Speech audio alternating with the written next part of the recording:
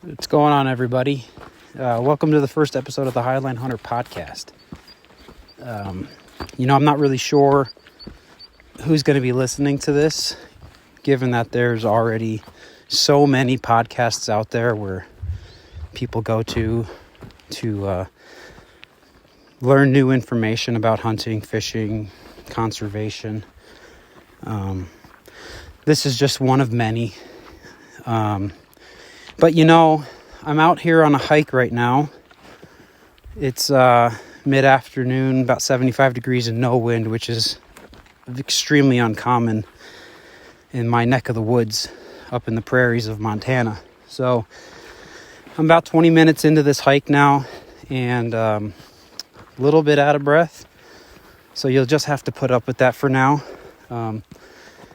This is how I like to get ready for bow hunting season, is to just put miles on my feet, break the boots in, and then just get my legs ready to start going up and down hills and long hikes. Usually when I go on these hikes, that's my meditation. It's my self-reflection period. A lot of the things that I think about are related to hunting. And I think about hunts that I've been on, hunts that I'm going on. I'll put scenarios in my head. What would I do if this happened? Whatever it may be, that's usually what I think about on these hikes. And a couple buddies and myself, we talked about maybe starting a podcast and putting out some information that we have, some personal tips and information that we've accumulated over the years to help other people that might be newer in hunting, whether it be rifle hunting or bow hunting. We even do quite a bit of fishing, but this podcast will probably mostly be focused on hunting. So I figured, why not start it right now? It's just me and the birds and the bugs. And I'm walking along the Milk River right now, so it's the fish too, and that's all I've got right now, listening to me ramble on. But, got a washout here that I got to cross real quick. All right. So one of the things that I was thinking about today is success. And how do you classify success? What does success mean to you when it comes to hunting? Now, I'll be the first to say that I think every hunt is a successful hunt. If you're out there in nature, in the wilderness, wherever you hunt, if you're out there putting miles on your feet, actively looking to find that target animal, you're successful already. But I think that in today's age, with social media and then keyboard warriors, you get judged from people that you don't know quite harshly. And I think that they've kind of painted a picture in people's mind that the only way you're a successful hunter is if you're shooting trophy grade animals on an annual basis, which isn't the case at all. It shouldn't be that way. My Instagram page, it's got a relatively small following compared to other, influencers. I don't even like that word. I'm not by any means an influencer. I just have a following on Instagram, a small one. But I've seen where I'll post a picture of an animal that I killed, and it might not be the biggest. I've shot fork muley deer before. And you get people coming in with the comments about, you should let them grow. I can't believe you shot that. I wouldn't have wasted my time. Well, they don't always know the backstory of how that hunt went. And it's really none of their business getting in the conversation of what you should consider a good buck or not. If I pulled the trigger I felt good taking the shot and taking that animal. That's it. I don't care what anyone else has to say, nor should you. You shouldn't care what anyone thinks about the animal that you take. You shouldn't take a picture of your deer and have to worry about what are people going to say about this deer if I put it on social media. What are the negative things that they're going to say? That shouldn't be your thought process. And unfortunately it is, because there are people out there that criticize and bash and troll, and it makes for just a toxic environment. And I'd really like people to get away from that. You know, if that person pulled the trigger on that animal, they did it for a reason. And they don't have to justify it to anybody. But as far as success goes, like I said, if you're out there, if you're putting miles on your boots, you're sweating your ass off every day, you're going out and finding new landscape, new areas to hunt, you're putting in the work. If you're out there shooting your bow or shooting your rifle at the range, guess what? You're putting in work. You're getting those repetitions in. Working out in the spring and summertime, trying to get yourself ready for the mountains or the prairies or wherever you're going to hunt. You're all putting in the work that you need to be successful. I've hunted this is about my 12th year of hunting. I'd say bow hunting probably around 8 years. It took me 6, maybe 7 years to harvest my first bull elk. And to this day, it's my only bull elk. And it was a mega spike. Technically, they call them salad forks. Long spike with a small split on the top of both antlers. But it took me 6 years to get that with my bow. I only have ever really hunted elk with a bow. I tend to not have the time during rifle season. And I just enjoy bow hunting more. So I try to focus all my time and energy into that. But when I got that bull, I was so happy. I got to share the moment with my brother who came out. He comes out with me almost every hunting season just to observe, help me pack out meat if I have to. He's been the cameraman on a couple films. But I got the animal loaded up in my truck. And we're headed out, come across a couple hunters. And they noticed that I had some meat in the back and they wanted to take a look. Now, the one guy was happy for me. Congratulated me. Said, awesome, good job. But the other guy had this look on his face like, really? You went down to this area and you shot that thing? At least that's the look that he gave me. He wasn't even, the comment that he made. He's like, oh, okay, good job. It was just kind of a condescending tone. And, whatever. Everyone's entitled to their own opinion, but, keep it to yourself. At least he wasn't actually saying anything rude. It was just the tone of his voice and the expression of his face. Kind of that smug, kind of like, look at this thing. But those guys, they don't know that it took me 6 years to get an elk in that area. They don't know that I had 3 shots over the last 6 years on elk that I missed. But I learned from those experiences. Every time I shot and missed on a bull, I learned what to do and what not to do next time. Every time that I failed a stalk, I learned from it. What busted the stalk? Did I have the wind wrong? Did I stick my head up too high? Did I not notice the doe that was 50 yards to my left or right and she blew the buck out? They're all things that you learn. They're learning experiences. And it took me years to finally get it together. Now, of course, everyone gets lucky.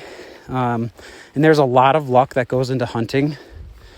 I shot my first mule deer buck with my bow 2 months after I bought my first bow and started to practice. That was pure luck. I saw a doe. I went to go stalk the doe. She bedded up in some juniper bush. And when I got closer, I heard some noise off to my right, and 7 yards away, a 3x4 muley buck stands up. Had no idea where I was. I already had the arrow knocked because I knew she was close. So I drew back, I shot, and I killed it. 7 yards away, 2 months after buying my bow for the first time. Now, yeah, that was luck that the buck was there, but it took me a good 40 minutes to go about 30 or 40 yards just to get in there as stealthily as possible. So I did put in some work to get that close to him, but it was luck. He just happened to pop up. Then I went to my my elk grounds, the place I go elk hunting, and well, wouldn't you know, I cow called a satellite bull into 25 yards. This is now 3 months after first owning a bow. And I pulled back and I missed, shot right over the top of him. It was an angled shot downhill. Just not a good angle that I had practiced. I actually hadn't practiced any angles. I was pretty much shooting a target that's on the ground from 40, 50 yards away. That's it, straight shooting. So what did I learn from that? Well, you got to shoot angles, shoot uphill, shoot downhill, shoot from your knees, shoot from your butt. Not just standing there like a target archer and standing 40 yards away on your feet. So they're all things, all failures that you encounter on these hunts are learning experiences. And that's why I say, if you're getting the work done, if you're putting in that hard work and effort to getting close to animals, if you can get sub 100 yards to a buck or a bull, you're successful. If they don't know you're there from 100 yards away, you are successful. Because at that point, you're just waiting on them to either put their head down to creep forward a little bit further, or for them to walk right to you. And it becomes a waiting game. So I would say that the only time you should ever consider a hunt unsuccessful is if you just quit. You give up on yourself without putting in all that extra effort. You become discouraged because you spend all this time looking on Google Maps or OnX Maps, satellite imagery, and you get out there and all the vegetation's gone. Or it was a drought year and there's no food there, and you wasted all that time looking online at old satellite images only to find out that there's no animals in that area, and you just give up. If that happens, just find a new spot. Try something different. If you take the same trail 2 or 3 days in a row and don't see any animals or any signs of animals, go to a different trailhead or get off the trailhead. Go over the ridge. Go over that next mountain. Go into the next prairie. Wherever you may be, just try something different. Just because what you planned on doing doesn't work out, you need to have a backup plan. If you don't have a backup plan and you give up on plan A, well, I don't know what to tell you. You're not going to learn much from that experience. You're just going to be frustrated. Now, you might be frustrated enough that you decide you're going to put a little more effort in the following year, which could be a learning experience. But please just do not give up on yourself. Learn something while you're out there. Learn if animals have been there. Learn the terrain. look at the vegetation. Do they have water? Do they have food? Do they have shade? Where are these animals going to be? I've hunted the same elk spot for pretty much the entire 12 years that I've been hunting. 6 years with a bow, 7 years now. I've determined that if the elk aren't in one spot, they're in one of two others. There's 3 spots that the elk will always be in. They kind of just roam a large circle. If I get there on Monday and the elk aren't there on Monday, they're probably going to be there on Wednesday or Thursday. And then, of course, it comes down to, can I get close enough for a shot? Are they going to be in a location that I can actually get to? Things like that. I don't think I've ever gone to my spot and not seen elk. But I've only harvested one elk. Well, one bull. I've also harvested a cow with my rifle, and I helped a couple buddies get their cows too. But I put all that work and effort into figuring out the landscape. It took time. It took years. Miles and miles on my boots. If I go out for a 7-day hunt, I average about 10 to 12 miles on foot every single day. So I've got the miles to prove it. I know all the game trails. Well, not all of them, but I know where I'm going. I put the work in, and what it comes down to is just closing the distance and getting in to an ethical distance for me to take a shot. So that's my thoughts on success, is that just because you don't harvest an animal, just because it's not a trophy animal, in no way, shape, or form should mean that you were unsuccessful. Coming home with no meat and no antlers, it sucks. It's not a good feeling. You feel like you wasted your time and your money. But I can guarantee you probably learned something in that. And you'll take that into the next season. And you'll apply it there. And maybe you get a little bit closer. You actually get to draw back on an animal. I've gone on plenty of elk hunts where I don't even get to draw back on an animal. So you'll have to excuse my excessively heavy breathing at the moment. I'm going up a hill.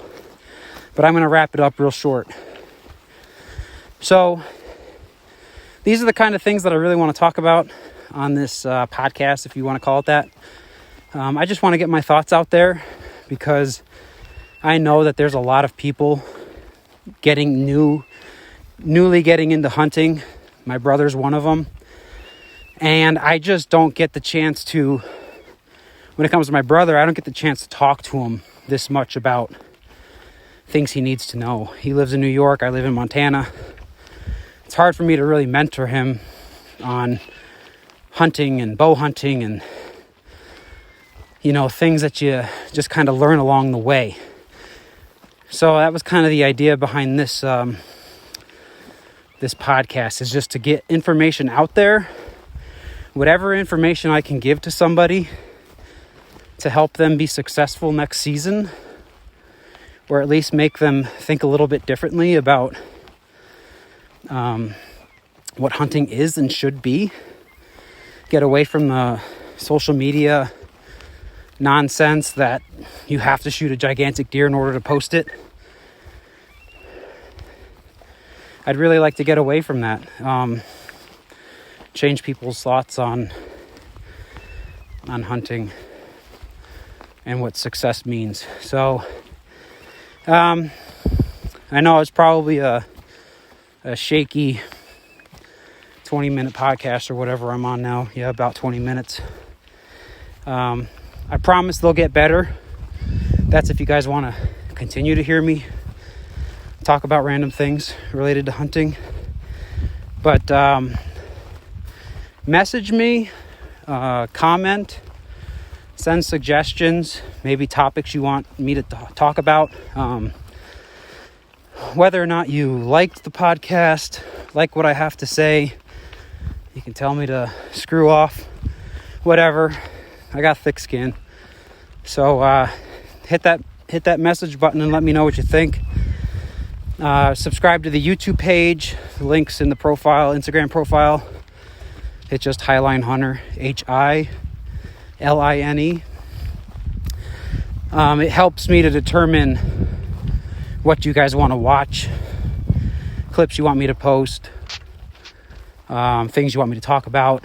So I need a little bit more engagement from everyone just to kind of know what you want to see or hear about. So thanks again. Thanks for listening. If anyone actually did make it all the way through, I appreciate you. So let me know what you think, and y'all have a good day.